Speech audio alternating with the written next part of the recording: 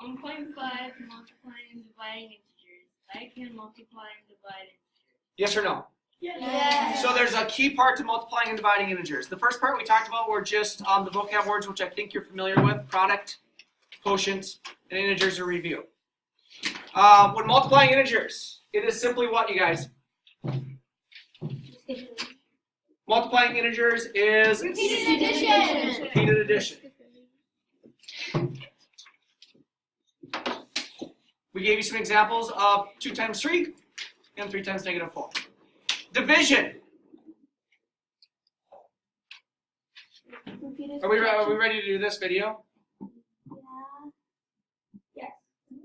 Division is simply taking a number, any number, and breaking it into what? Equal parts. Equal parts. Okay, number 8, we had some proof of how to prove that 10 divided by 2 is 5. We talked about different ways to write division problems. And then our realization here, which is going to come in handy when we get into fractions, is a division problem is a Fraction. and a fraction is a Division problem. fraction is a. Division And problem. if I had a fraction like 10 over 2, what number, if I asked you to prove it using long division, what number goes inside the house?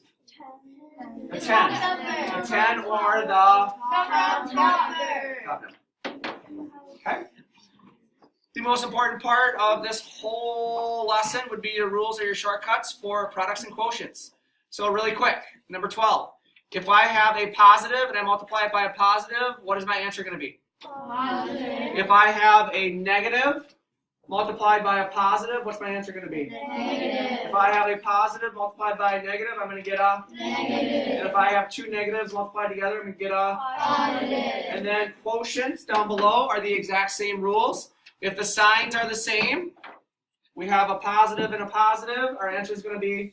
Positive. If the signs are different, negative and positive, the answer is going to be a. Negative. And then these two continue to prove that. And then going down on our last bit here would be your multi-step problems. We made pizzas showing order of operations. We'll stop at number 14. I think only 2 people in this class realized that the first thing you needed to do was what? Rewrite the problem, and then you went ahead and solved using order of operations. Remember, order of operations, we do 1 step at a time. Number 15, was there a rewrite involved?